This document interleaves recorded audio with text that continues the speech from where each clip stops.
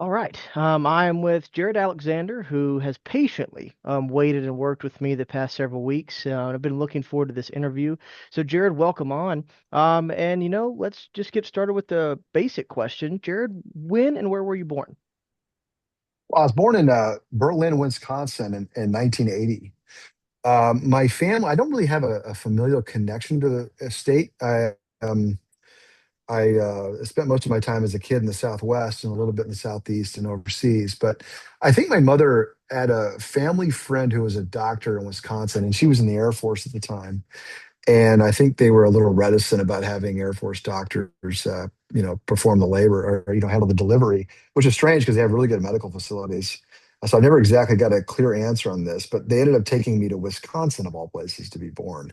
I've been back to Wisconsin once in my entire life. That was back in 2020. That was the only time I ever went back to the state. I myself have never been to the land of beer and cheese, but that's actually very interesting, especially to go to Wisconsin, like you said, when the Air Force does have fantastic facilities. So for you, being born in Wisconsin, then of course never going back, what was your childhood like, growing up in the 80s and in the 90s pre 9/11?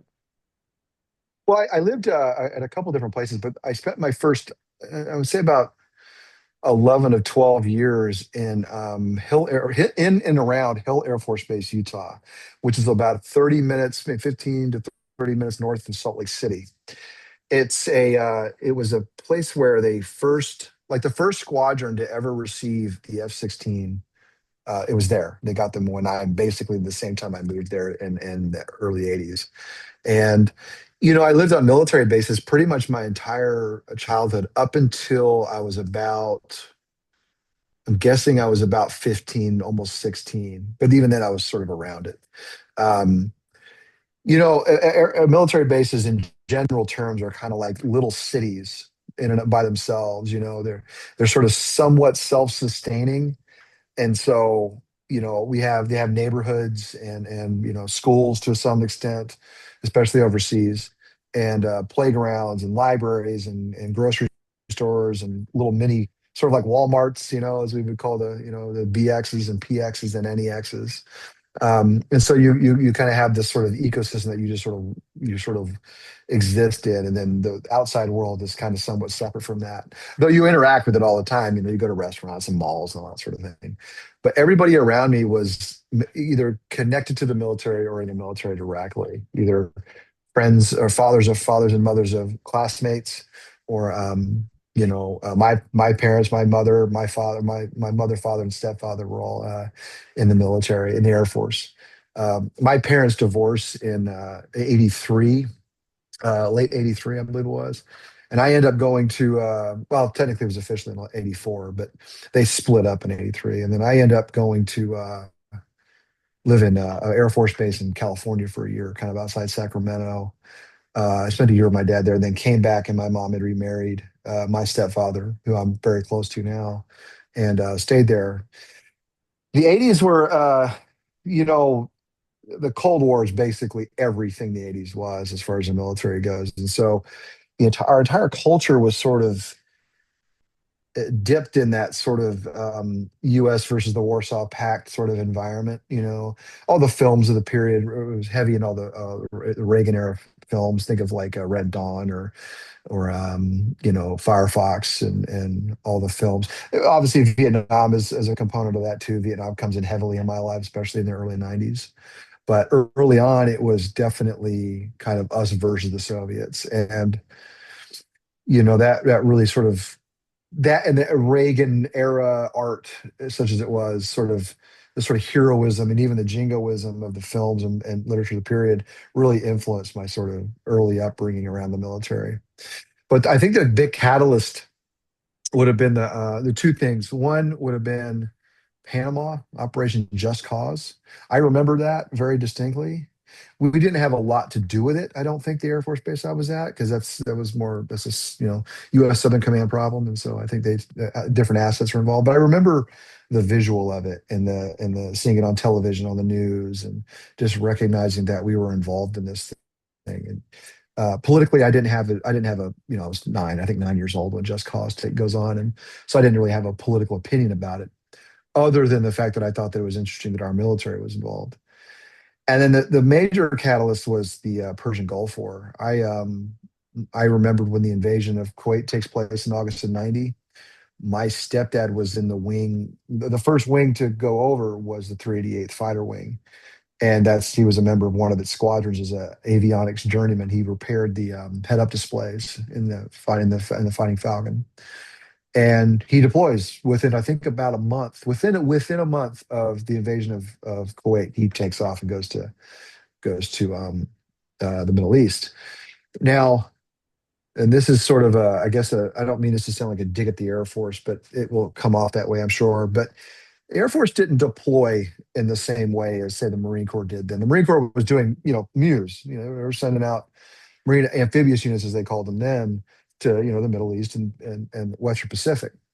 The Army, I think, had maybe some rotations here and there, but the Air Force didn't really do a lot of that. So I didn't experience being a kid in a family with a service member that was deployed until then.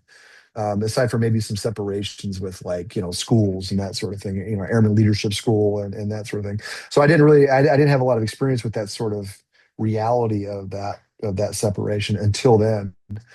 And he was gone. I think I want to say it's 9 months because he stayed there the entire all of Desert Shield and all of Desert Storm, and he doesn't get back I think until April of '91. So the war's over by about 6 8 weeks by that point because the treaty is signed in mid February, the Treaty of Safwan,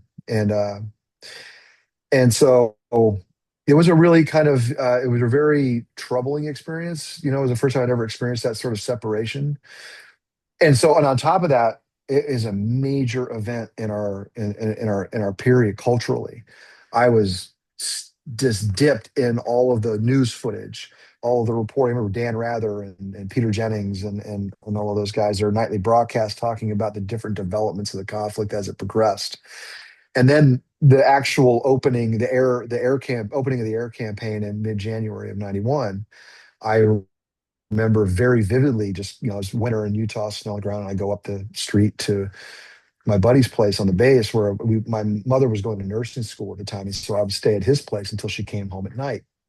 And he comes running down the alley and he says, "Oh, they're bombing Baghdad." And we go running back to his house, and there it is on the television. There's all this, the grainy green early night vision footage they were broadcasting of all the Iraqi AAA and the white light of bombs falling on Baghdad, and it was really visceral. It was the first time I'd ever experienced seen that of live as it was, of our air power and our military doing something like that. And so it was it was both awe-inspiring and also a little scary. But I was fascinated by it, and it made me it engendered a sense of wanting to participate in that kind of thing, irrespective of any sort of politics about it. The war was framed as very similar to how D-Day would have been framed, or how the liberation of a nation state would have been. And there's some truth to that too. I mean, Iraq did invade another country for silly reasons, and we went over there to help liberate them on behalf of the Saudis and protect the Saudis also. And so I wanted at that point to be a part of something like that, and it was just so awe-inspiring to see that take place. As I think 10 years old when that goes on. But then later, we ended up. My stepdad ends up becoming a intelligence analyst. He went from avionics into becoming an intelligence specialist in the Air Force, and we end up assigned to an air base in Japan. It's called Masala. It's way up in the northern part of Honshu Island, the main island. And its role there, the intelligence section's role there, was to basically collect signals intelligence uh, from North Korea, China, and Russia. That was the big adversaries in the region, and mainly the first two. And so that was his job. And so we became somewhat separated. I couldn't communicate with him about that because just the nature of the work was such that he couldn't really talk to me about what he was doing. Whereas with his other job in the Air Force, he could kind of do that. At the same time, in fact, I have the book here. I stumbled on this little book called Fallen Angels. It was this young adult author who had Walter D. wrote a novel. Myers. Walter D. Myers. There you go. That's exactly right. Nicely done. Very few people know that book. And I happened to, it was given to me by a kid, and it was given to me by this one of my classmates, and I read it and just fell in love with it. And it sent me down I would say in some ways, persistent rabbit hole on Vietnam. And for those who don't know, the novel is about a young black kid from, I think, Harlem, who ends up just going to Vietnam to prevent his brother from going to Vietnam. Because the rule was if you couldn't have more than one family member in Vietnam at the time. And so, if I remember that right, and so he goes over there to kind of preserve his brother's safety and or keep his brother safe. And he goes through a full tour in Vietnam and comes home. And reading back on it now, it's somewhat of a clunky novel, but it's meant for kids too, and which is in a way strange. But I fell into this rabbit hole. I read a book on like Hamburger Hill right after that. I started really living in the base library after that for years. I would just go in and read fiction about it. I used to collect novels on Vietnam, and I read a lot of some histories, like Keith William Nolan's books, his history works, and Eric Hamill was another one. And then of course you got Joe Galloway's and Hal Moore's book on Yajang Valley, which came out when I was in middle school, right around the same time I was there. Um, and then Tim O'Brien's work, I get introduced to that as well. So I just became really fascinated with Vietnam, and that starts to change my thinking about what kind of service, how I want to participate in the military. Vietnam was almost the opposite of what I experienced with the 80s and the Persian Gulf War. It Suddenly there was this Greek tragedy sitting there, this sort of, you've got this war that's built on dubious pretenses or just a misunderstanding of the dynamics of the culture they're attempting to or trying to prevent the political situation to develop in a way that wasn't well understood and quite frankly realistic. But in that, you have 18, 19-year-old infantrymen who are obligated to, patrol, go on missions and combat assaults and live in this environment that is based on something flawed. And that really kind of I found that very attractive, just as a story. Um, and then, of course, the patois of the grunt. I think Vietnam in particular is unique.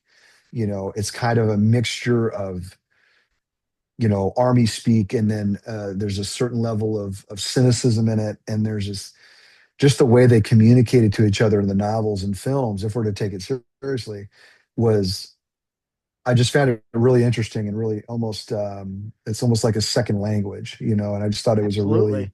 really, it made it interesting. It made it to know it and to know the verbiage made it feel like you were part of something. You were experiencing something a little different and a little unusual. Granted, everybody around me thought I was nuts, but but I liked it. I still really get a kick out of some of that language, though I do think it's a little bit overhyped in some of the literature. I mean, I have friends now, and we have a chat group, and there's two ex-army infantrymen. One was a platoon sergeant, another was a team leader, and we used to quote platoon to each other like ad infinitum. And connecting to the Iraq War, funny enough, we would make jokes about it using lines for Platoon, which is one of my favorite films, one of my at least top five films. And we still do that to this day. But yeah, and then my sort of interest in the military and war sort of expanded from there. I got interested in the Civil War and a little bit in World War II, and read up, Eugene Sledge work. I think I read when I was 17. And the same for Bob Lecky's work. There were those two first books. And then, I read like Eisenhower's Lieutenants and some of Stephen Ambrose's stuff and, Catton and Killer Angels, Michael Schar's work and that sort of thing.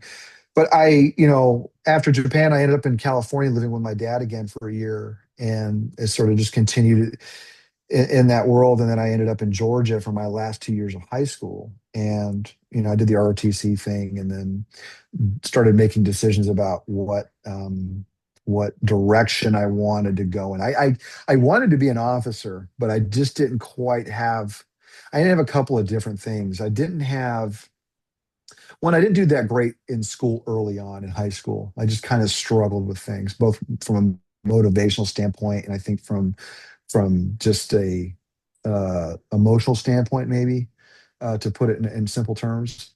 Uh, um, and so my grades early on weren't that hot. I do get better as time goes on. By the time I leave, I'm a 3.0 student, or at least I'm making 3.0 level grades. But I also didn't have a certain confidence that I was gonna, because of my experience in high school, that I was gonna go into college and do well. I don't know what your experience was like in high school, but in the late 90s, the attitude, at least where I was living in Georgia, was like college was going to, they were going to beat you over the head with all this, academia. When I got to college, the irony is when I get out of the Marine Corps and go to college, I find it to be stunningly simple. And I was a little bit, now granted, I'm older and I'm a little bit, more disciplined, but I found the workload to be like, I almost got mad. I almost like wanted to go find some of my teachers who were beating us over the head with this sort of doom about how college was going to hurt us all if we didn't, act right, and just kind of shake them by the collar and be like, I might have gone to college right away had you guys maybe been a little bit more thoughtful in your approach to selling the school to me, because it wasn't that difficult. And yeah, there's challenges like anything, but I found it to be somewhat lackluster in terms of the effort that, I mean, I was, you know, like any veteran who spent any time, especially in the Marine Corps, what do we do our first 6 months in college? We drink a lot, so I was going to class hungover and knocking A's out of the park like it was nothing, turning in papers like it was my job. It was nothing difficult. A little bit of math struggles, but beyond that, I didn't really have any problem with it. So I was a little bit dismayed. But yeah, I had real interest in being an officer. I had a lot of love for the officer corps. I knew that it's got its reputation sometimes, especially junior officers, but it was something that I was interested in. I just didn't think I just didn't have the confidence and the guidance to know how to do that in a pragmatic and practical way. It was just an idea in the air. I would entertain it later, but by that point, I was kind of like, I've been shot at enough. I think I'm okay. I don't need to go back into that world. But yeah, so I ended up making a decision about, I was going to join the army initially, and I wanted to be an infantryman in the army. And this would have been late '97. I was a senior in high school. Bear with me one sec. And excuse me, I end up and the recruiter, she tells me that the infantry field is closed. This is after I'd taken my ASVAB and all that. And I didn't believe a word of that. I was like, the infantry field is closed? Like there's like you have like 7 infantry divisions. What are you talking about? And I'm like, there's no way that's true. And I think they were doing 2-year enlistments at the time. What she wanted me to do, and what she was sort of the reason why she was saying that was because she wanted to funnel me into a more intellectual field. I was considering military intelligence, but I just something about the whole thing just really smelled bad. The recruiting process, this sort of one, I knew I was being, having smoke blown up my ass, so to speak. And so I just stopped returning their phone calls. I was like, I think I'm done. I'm not going to bother with the army.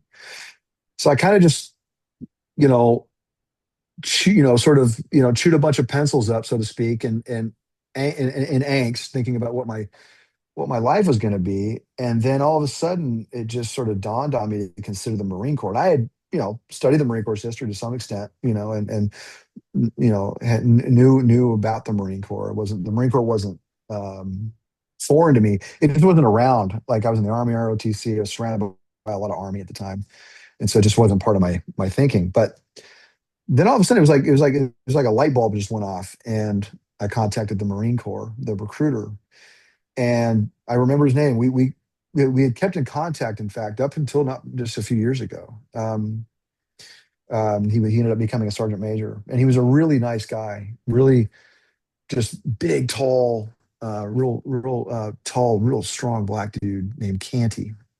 And he, like when he came into the house, he had to duck his head underneath the top of the door. He was a really big guy, and I called him up, and I had to call the Navy to get the Army Marine recruiter's number, which I'm sure the Navy was happy to get that phone call.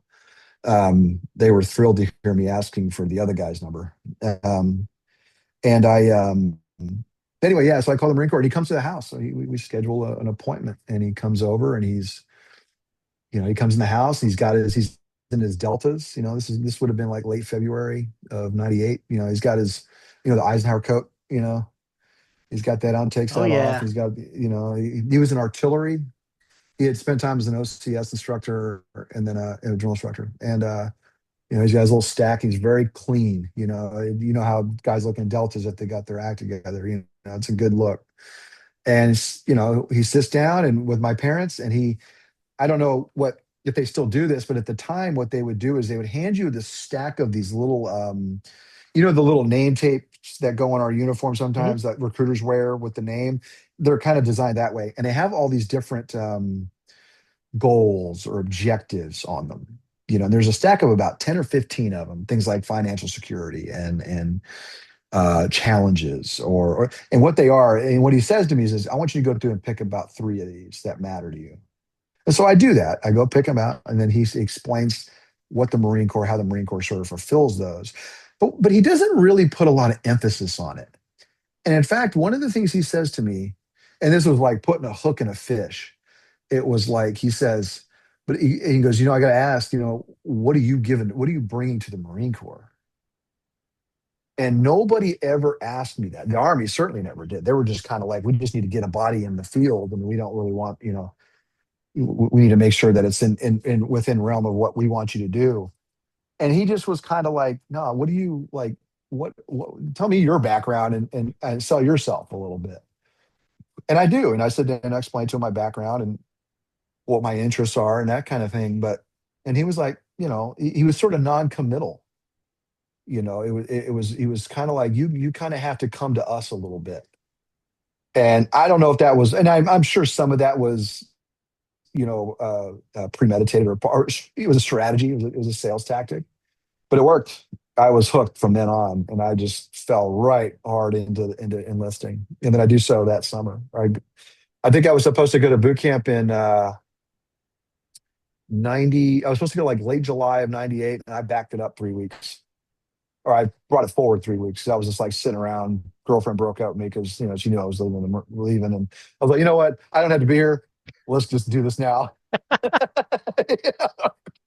hope that answers your question about the childhood stuff. That's kind Dude, of that was a long way. phenomenal. Um, Thanks. Absolutely. And as you can tell, I'm really not one to interrupt. This is your platform, but I see a lot of myself in your childhood to my childhood. I ate up Fallen Angels in middle school when my middle school Yeah. teacher had the book on the shelf, and that opened up a pathway.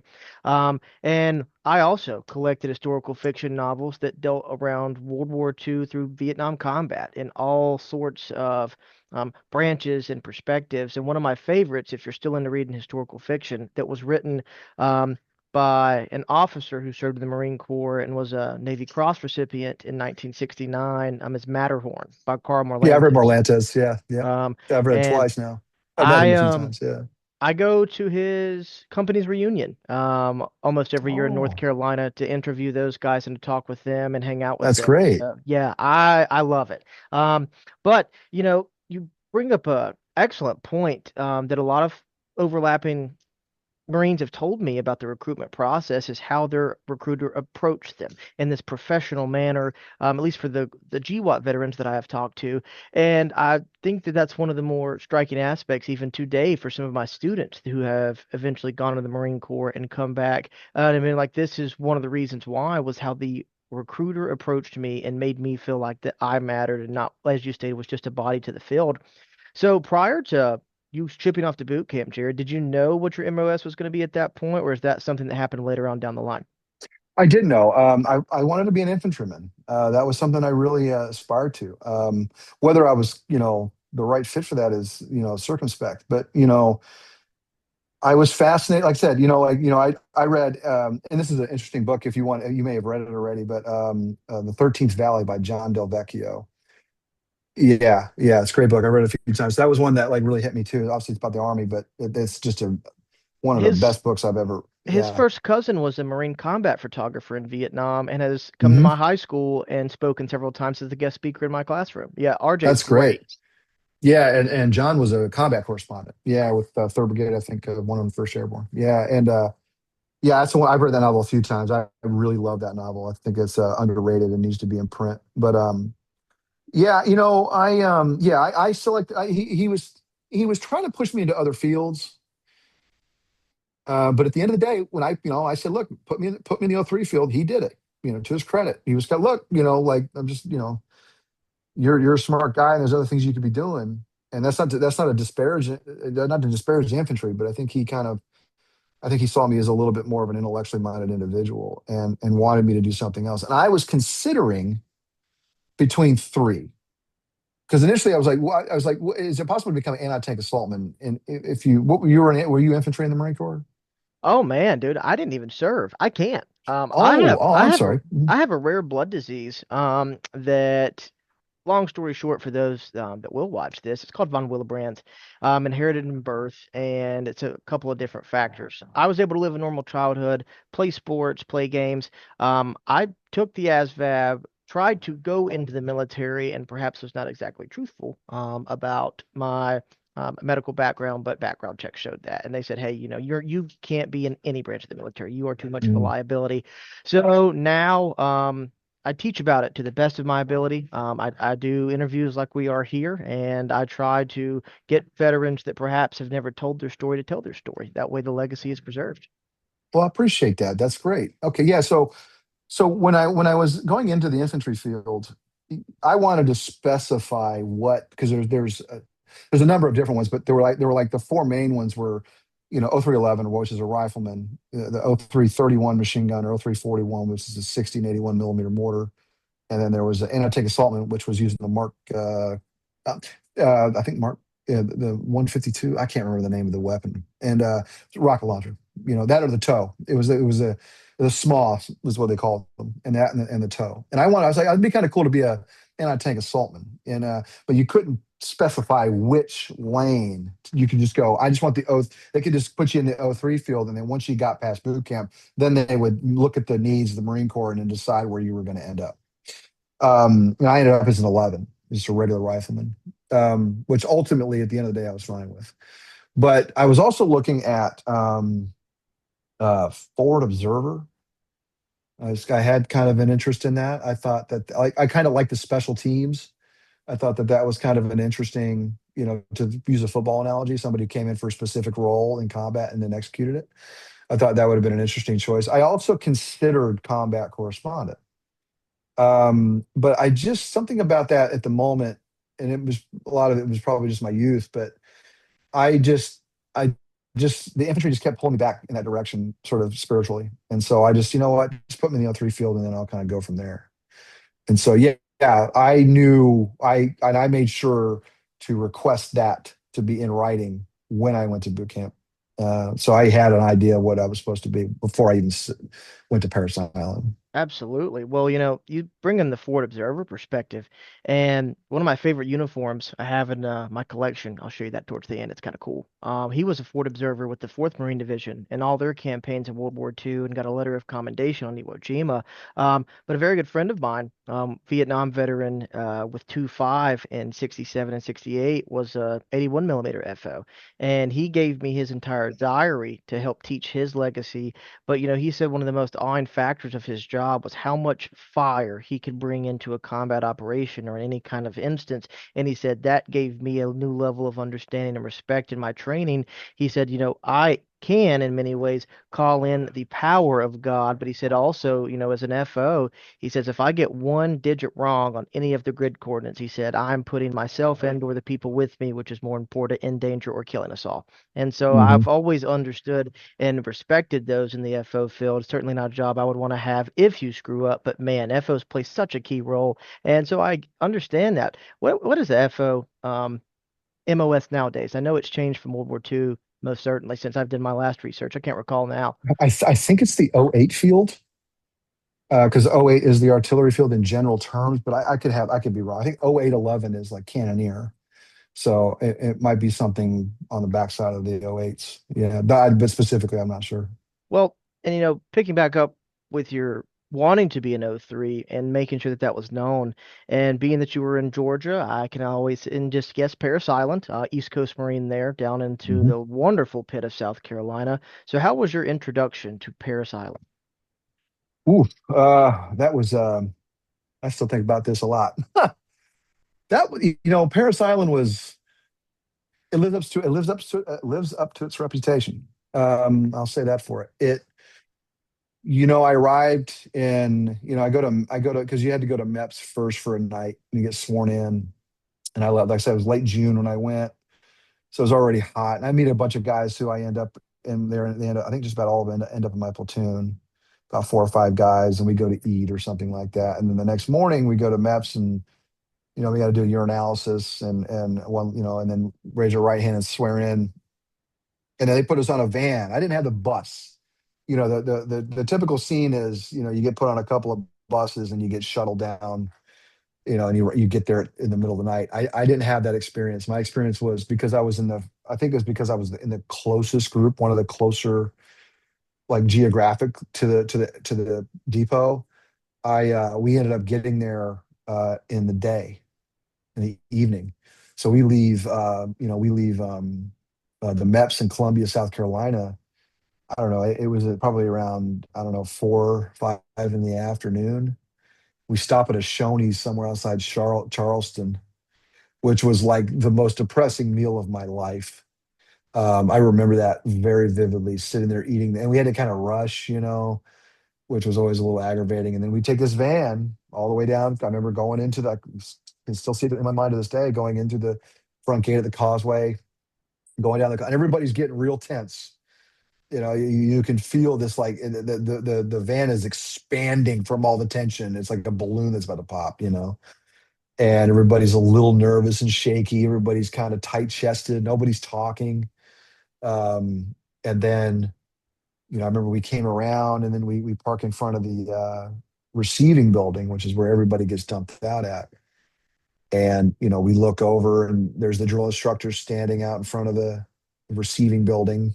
And we're all starting out, people are starting to cuss and there's some profanity getting thrown around. Everybody's telling everybody to shut up and everybody's starting to panic, right? Everybody's freaking out.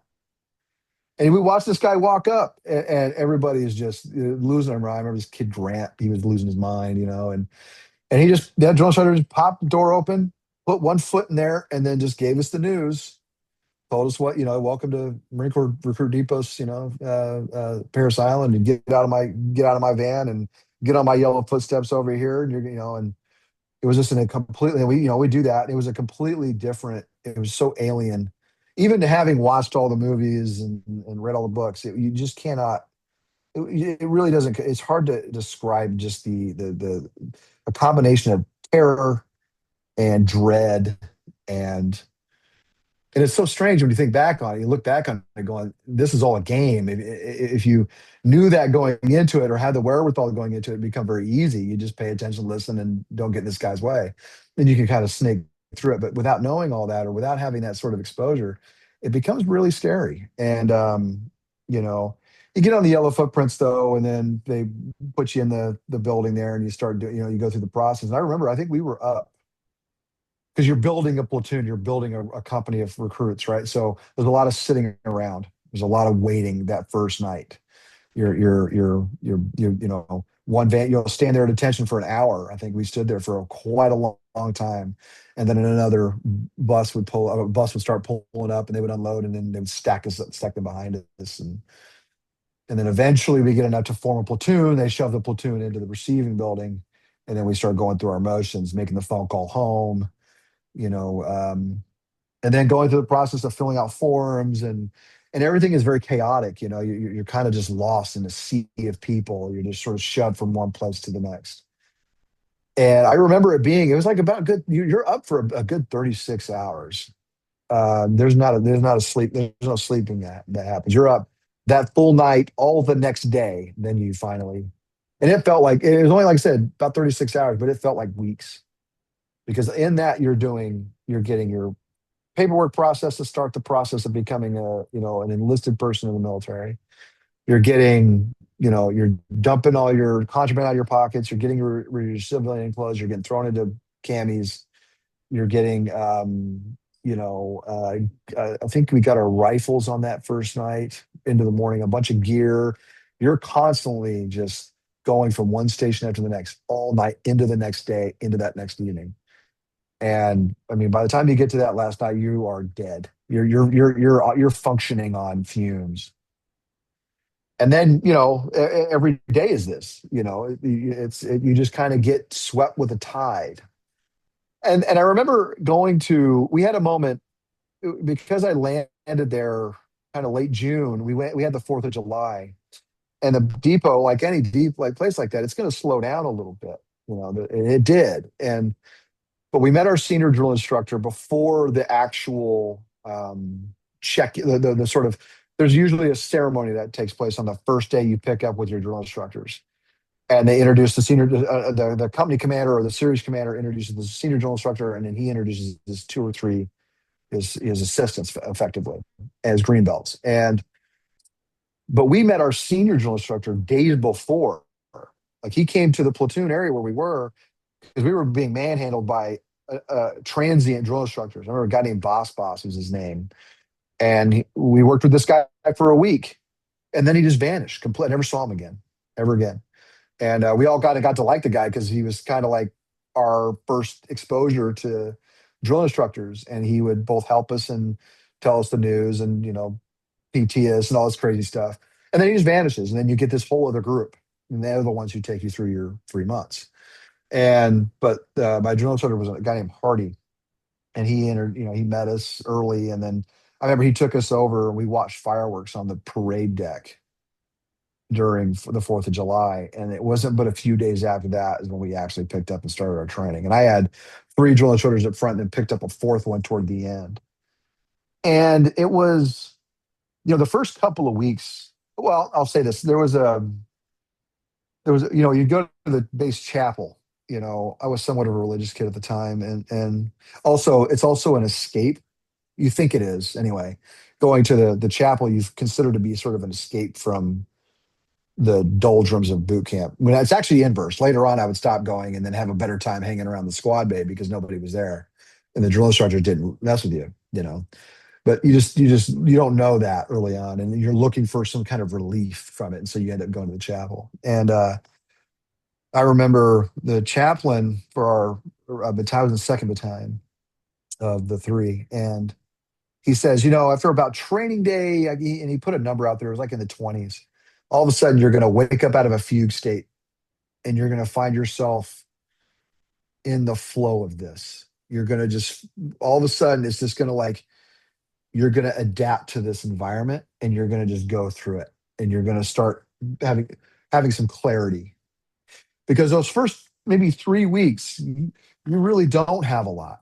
If at least I didn't. It felt very much just kind of like you were in a tunnel and you were just trying to get through every iteration the drill instructor was putting forward for you to do, whether it's run from here to there, whether it's get your foot locker and move it 2 feet from one place to another. No, now put it back. Now bring it forward again. Now put it back again. Now bring it forward again.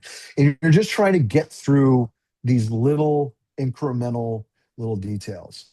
And some guys kind of dealt with it better. I dealt with it okay. I would get impatient with the other guys for mess ups because it would usually cause all of us have to reset something. In fact, that was probably the most stressful I ever, or most stressed out I ever got was during the beginning of that. At the end of the day, you go through this entire regimen of like shining your boots, cleaning your rifle, and then getting a shave and a shower. Right, these four basic things, and they take about 3 hours to do all of this. And that's because you have, let's say, the rifle component of this. The way it works is the drill instructor would call out a command, and you would have something to say after that, and then he would tell you to execute it or move, and then you would move, and then he would start counting down, and he would count down unfairly. He would count down from 10 to 0, but miss 3, 4, 3, 2, and 1, and go from 4 to 0.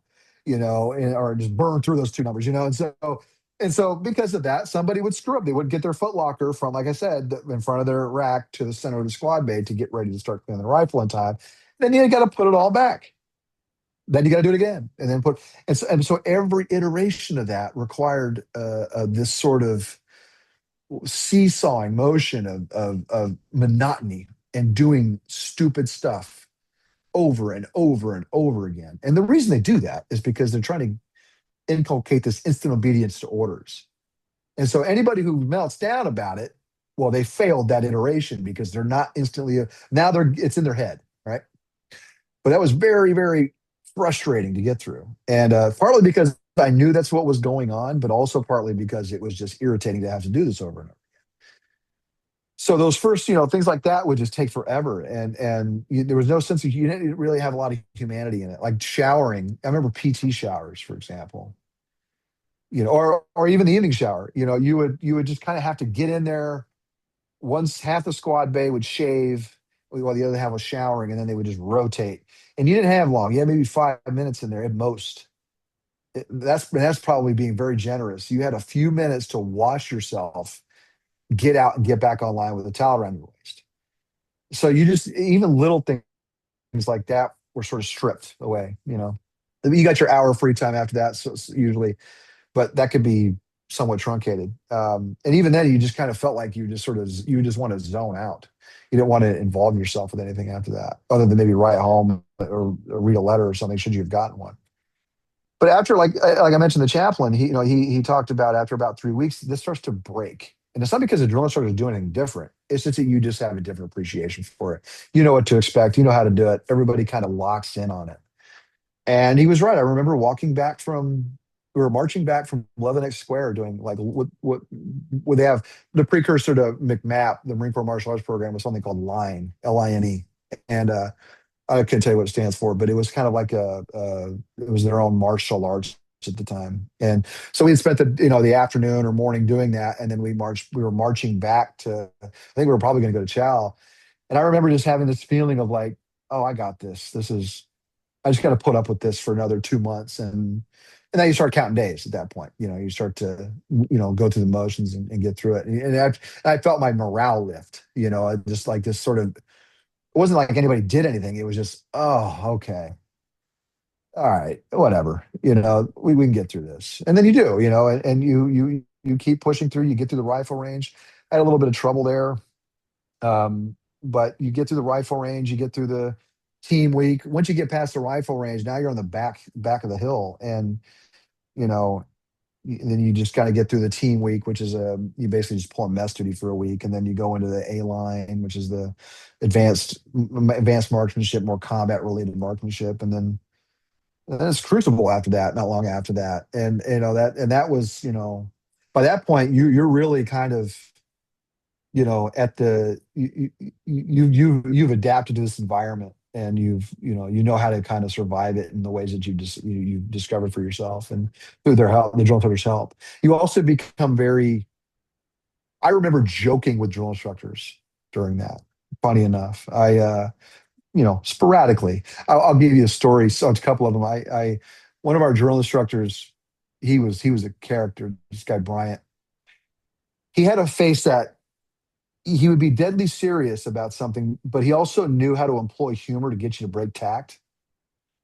And he would just have you like in tears. And and so he would like. I remember he would yell, and we would be cleaning our rifles, and he would yell "scrub," like to scrub our.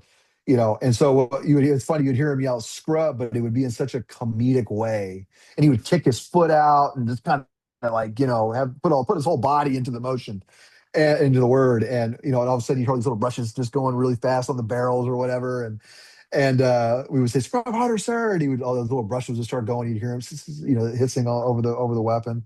But it would just make me laugh every time he did that. And he would do other things like that. Like he would come up behind. I remember one day he came up behind me. I was standing at attention in the squad bay facing the highway, they call it. I didn't hear him, but all of a sudden I see his head come around my into my peripheral vision. And he didn't have like a really goofy, it wasn't making a face, but just the fact that he had that, he knew how to really exploit humor in a subtle way. He just came around and just had this look on his face, and I just lost it. I just died. And then he calls me up to the quarterdeck and hazes me for, PTs me for, 10 minutes or whatever. But by the end of it, we were requesting to do that. I remember after the Crucible, we went out, like he was pointing out people to go and the pit to do that. And I just kind of looked at him like, and then he would have us out there doing like leg lifts, but he wouldn't say it. He would just use his fingers to intimate the motion, and so he would do all these little games, and it would just crack us up. And but then he had, so that was his method of sort of bringing attention to certain defects in our discipline. You know, and and quite frankly, he is somewhat unusual that way. I have not heard other people tell stories where their drill sergeant tried to make them laugh. Usually, it's very serious, and they're usually going to go at it with that intention. But he did it the other way, and I always respected that. Well, there was like Wilkinson, however, who was probably who I couldn't stand him for early on, but then later he was the guy I respected the most. He, he had a very biting sarcasm to him, and he was a little guy, a combat engineer, and he just had a way of talking to you that just enraged you. And but he was a very good Marine, like I mean, just absolutely standout guy. And I remember he was my squad leader in the Crucible, and he told me to shine his boots one day. It was like the first night. I've been up for 20 hours. And I'm like, my rack being my last name was the first one in the list. And so I'm right beside him. And he goes, "Hey, Alexander, shine my boots." I'm like, "Aye, aye, sir." And so I just grab his boots. He goes out to go do something. I grab his boots and I put I can't see anything. It's pitch black. I just get my little boot shining gear and I put it on there and buff it with my stuff and put it back. And he comes back in and he gets mad at, like, not real mad, but just like two buddies kind of getting mad at each other. Like, "What are you doing? Why did you shine my boots?" I was joking because he had those crystal clear, shiny, he'd been working on, he's a staff sergeant. And I'm like, "Sir, you told me to, you told this recruit to shine his boots, like to shine your boots." And I'm like, and he wasn't like yelling at me or anything. He wasn't incensed. He was just kind of like he was just like, "I can't believe he did the thing that," I'm like, "Well, man, what do you want from me? I mean, we've been doing this I've been listening to literally everything you've been telling me to do for 3 months straight. I'm not going to second guess this. That's not how this works." Like, but there'd be little things like that toward the end that you'd start to see these.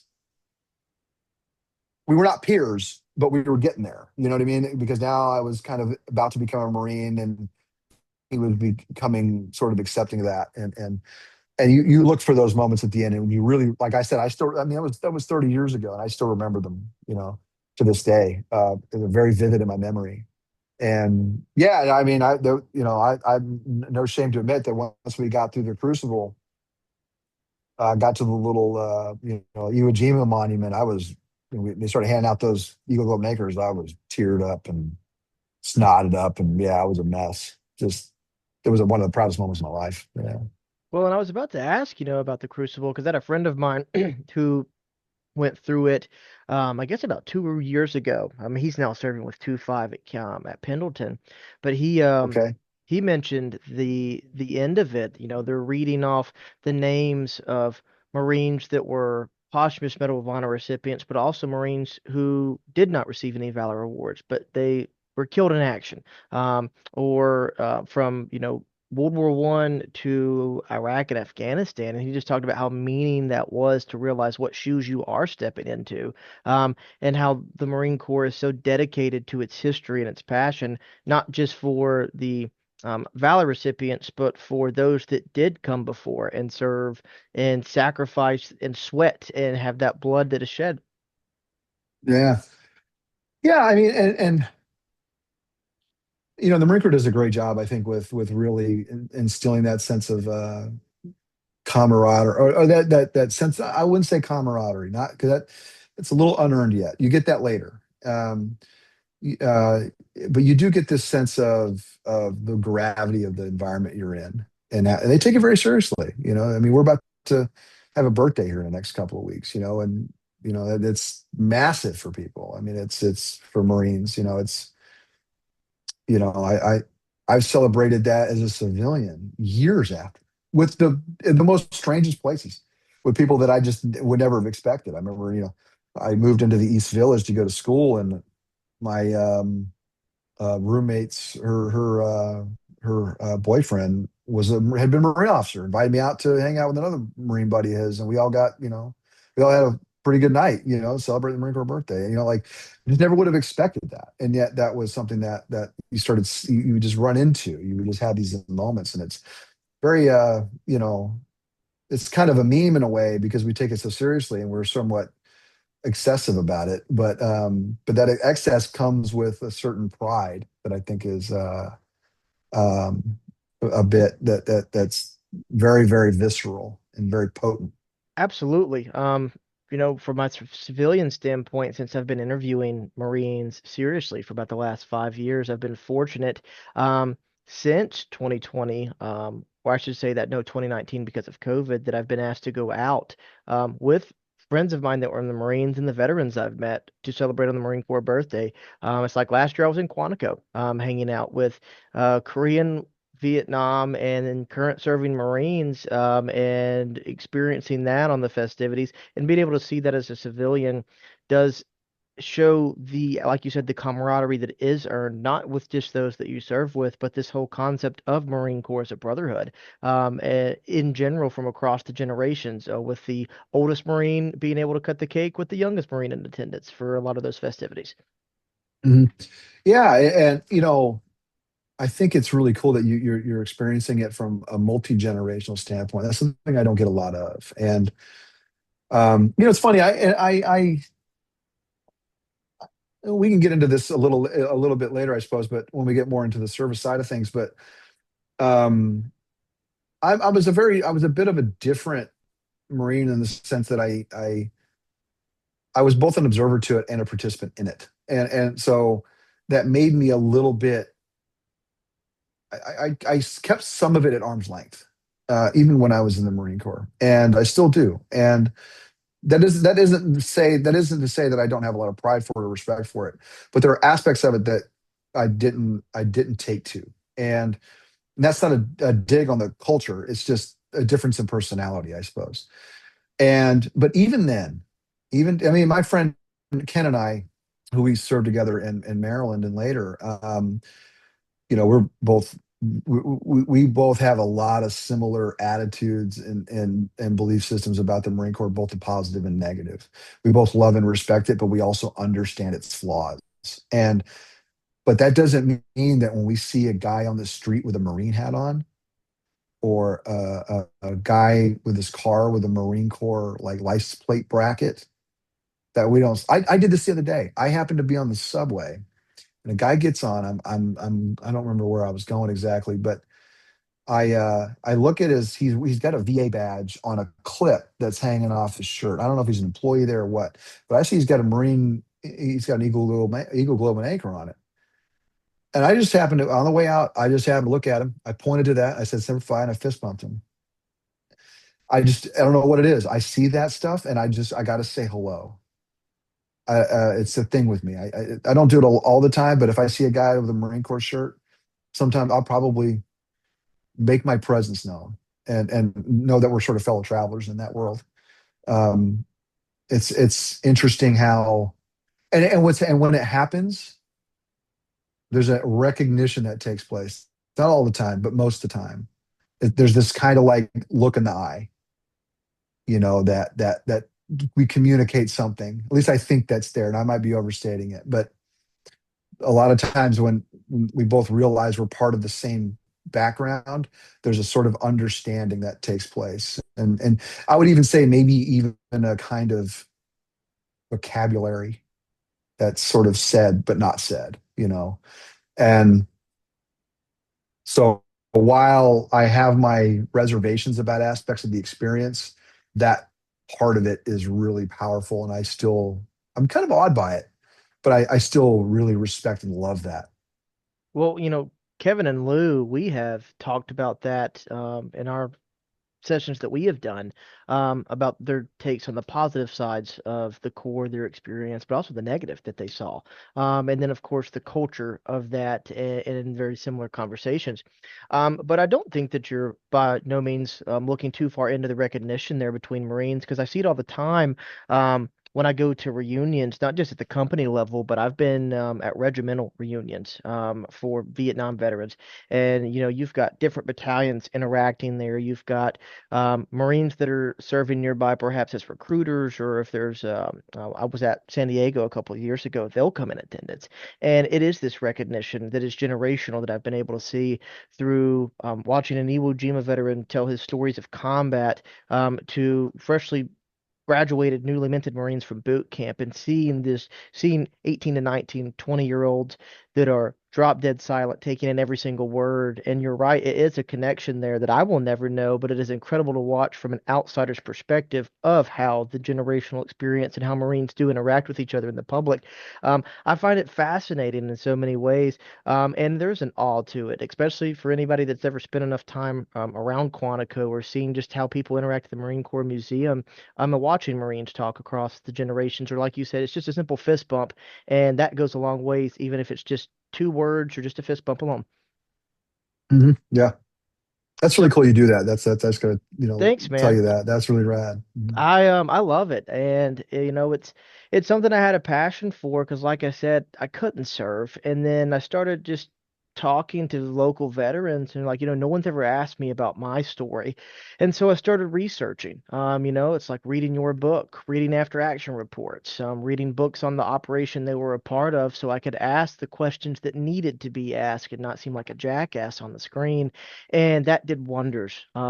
I won't talk about myself too much because I don't like to do that. But the thing that has kept me doing this is the FO I mentioned earlier. His name's Mike Harris. He wrote me a Christmas card 2 years ago that I have framed now. And it was after we had done like 18 hours of interviews across the whole thing.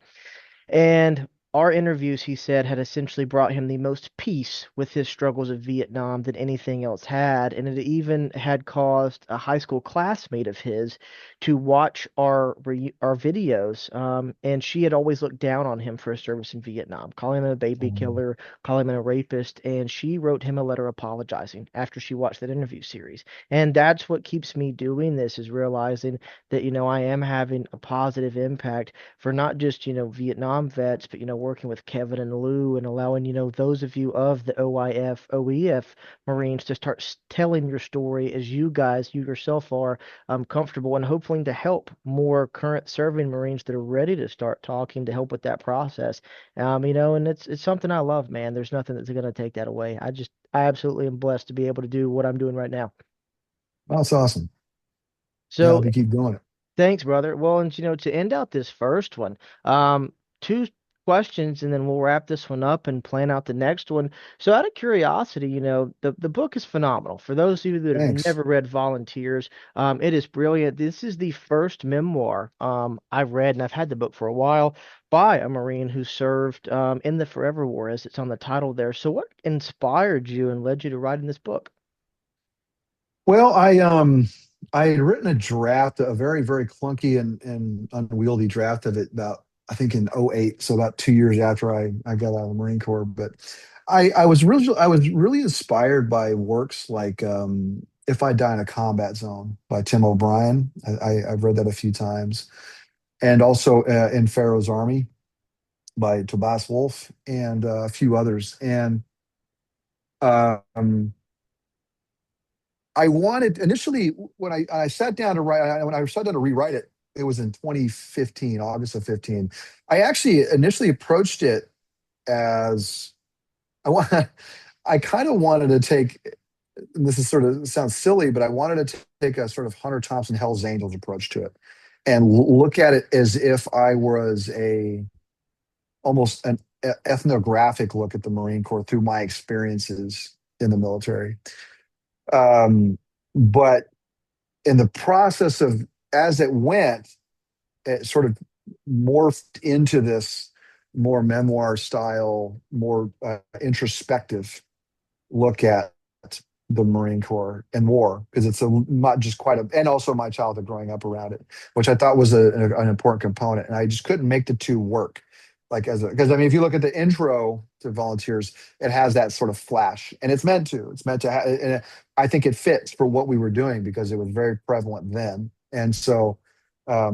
Oscar Mike the Marines are on the move, Yeah, that whole that opening there. that's probably my favorite intro to a book that I've read within the last 3 years that I've ever read. That immediately hooked me in because it was so not just well written, it was just so engaging, and beyond that, it's just the elements that you combine there for a civilian. And just talking to the Marines that I've talked to, it just made things click for me that hadn't clicked, especially the blood types part. That was super interesting to me, knowing that Kevin just sent me his boots in the mail the other day, and his blood type is still written on the boots that he was wearing on his last deployment.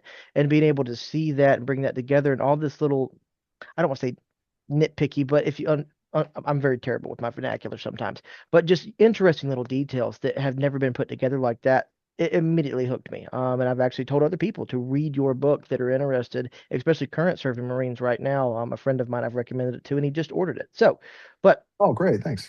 and but I mean the book itself, I mean, it's published in 2021, and it when you were writing the book, did you reach out to Marines that you had served with, to ask them to read the drafts? Did you, put this out to civilians? So, how did you go through that process of trying to get a handle on where to take the book?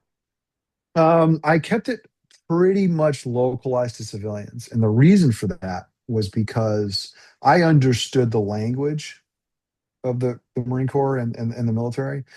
But what I wanted was I needed to make sure a civilian could understand what I was putting down. I needed them to be able to read this and go, oh, okay, I can visualize, even if I have no exposure to this whatsoever, that I can understand what's being put on the page. One of the one of the issues, I suppose, with writing about war today, as opposed to say when James Jones was doing it, or even Delvecchio or O'Brien, was those guys, especially like in Jones' era, like The Thin Red Line and From Here to Eternity. Those books were national phenomena, especially From Here to Eternity. And part of the reason for that isn't just because it's so well written; it's because there were so many people who could relate to it. There were so many. There was veterans were everywhere, and there was somebody that was connected to a veteran, and so they could read From Here to Eternity and have like they can look at this and go, well, this might have been my dad or my brother or my son or my friend or me. I experienced the barracks life and what it was like in the army in a particular period of time. Well, as time has gone on, the volume of people who have served in the military in comparison to the population has diminished dramatically. I think it's like zero point 0.7 now. It's Yeah, it's it's and stunningly small. small. Yeah, and so when we go to write books, and it makes it exceptionally difficult to break through the civilian market. I got very lucky to see that book in print, I think. um it kind of it was like the last one to get through the door as far as global war and terror memoirs in the commercial vein, right, with a commercial publisher. I don't know that they'll do another one for a long time unless it comes back in the zeitgeist in some way, which is possible. Like Vietnam Yep. experienced that. Um, and so I wanted to make sure, I mean, my audience, quite frankly, was not a military audience. It was somebody outside of that. I didn't want, because it would have been a different animal. It would have been a different product, a different book to write it for the military. I needed somebody who had not experienced that. In fact, I didn't want me as a Marine on the cover. I wanted me as a kid on the cover to try to grease that even further, to really make it more subtle and bring in a reader that might be opposed to either like your Fort Observer's classmate who has dubious opinions about the military, and I wanted to bring that person into the work, and so they can experience the military through those with a certain sensitivity. And that's kind of what I tried to do, especially with my childhood aspects of it, and then also the actual, because if you remember, the book is broken up into Yep. these vignettes where I go in, it's flashing forward through the whole thing, and then eventually it merges together into one story. And all those times in Iraq are meant to be very almost ephemeral, very not anecdotal, but very specific to I could have written a combat memoir that's entirely devoted to just the actual actions, and there's a place for that, certainly, but I think it would have alienated or not. It would have been unrecognizable to most people. So I didn't go out and speak to guys that I was over there with, other than maybe getting some clarifying questions, answering clarifying questions if I needed some fact checking to be done. Um, but I kept it really civilian. But I also, to that end, because it wasn't, vetted, so to speak, by anybody who I served with, I made sure to keep, like, I changed names. I used call signs instead of names like that Colonel. That Colonel has a very good career after that. Um, he retired as a major general not long ago. And, I didn't want, even that scene is not, it does him service. I didn't want his name associated with it Yep. because I was concerned about, how he might perceive that should he have read it or, I just didn't want, I didn't feel comfortable naming him directly or naming some of the other guys there as well. So yeah, I literally wrote it for the civilians. That was directly my audience. Well, and as one of the members of the audience, I can't praise the book enough. I've still got to finish writing an official review to put on Goodreads and Amazon. Realistically, at least do a little something there as a recognition. But as you mentioned with the language there, I think the book does an excellent job of explaining things to civilians that have never been a part of that world and never will be. And I think that's really realistically what does make it stand out. Because I've read several books published on the global war on terror and they are great. And I'm fortunate with my connection to Marines and the military to understand a lot of the language and acronyms used. But if no one had no idea about the Marine Corps, Iraq, or Afghanistan at all as to read some of these books, they're going to be so confused, especially when you see and hear terminology that just as you said, 99.3% of the population is not familiar with any capacity. Um, and that brings me to my favorite question that I've been asking guys lately as we wrap this one up. I don't think I found this anywhere in the book, and correct me if I'm wrong. And I was reading for it, hoping to find it. But I always love asking Marines, especially you GWOT guys, what your favorite and least favorite MRE was in your entire time in the Marine Corps. So one MRE that I got kind of known for during that big operation, that house to house battle or the house to house clearing operation in November, that's in the book. I was attached to one squad pretty much the whole time. And the one MRE that I would always root out of the box, if the box was there, was the meatloaf and gravy MRE. And I don't remember what all was in it, but it was packed. It was like brimming with stuff. It was probably the most like thick MRE, the thickest MRE in the box, because it had like a whole, like usually it's just the main meal aside and some crackers and a dessert. And that it had like an extra two or three things in it. And we weren't eating all that much. We were eating once a day. I was getting about 3,000 calories a day and burning about 5,000, And so what I would do is I would eat, and it had these vegetable crackers, which I liked. They were they were the same square crackers that you get in MRE, right? But they had a kind of this like they were like fancy, like they were really they had this kind of fancy taste to them. And so I would put them aside along. Oh yeah, they would have like a Skittles pack in there with them as well on top of that, and a pound cake, I think, or something like that. And I would go and so I would eat the main meal in the evening the night before, and then I'd pocket most of the rest. So I would have something to eat while I'm clearing all these houses and capturing photos of all and getting into firefights and whatnot when I'm with these guys. And so that was probably my favorite. And it was good. Like if you warmed up the MRE, you warmed up those mashed potatoes and gravy, it was really good. I actually will admit, like I would probably, I bet if I actually would not eat one now because I don't want to ruin it. Like I don't want the memory to be sullied because I'm sure it's garbage, but I don't want to. So I don't want to. I never want to. I never want to. I don't want to sully it. But I think the worst would have been prior to me going in, because the MREs that I had when I was in the Marine Corps were not the worst. Yeah, like chicken cavatelli, beef stew. Though beef stew caused me some indigestion. It was known for that. Four Fingers of Death, which is the beef frankfurters. That MRE was trash. Oh. It was like these four little Vienna sausage sized hot dogs. And then you got like this bread that was like it was like hardtack basically.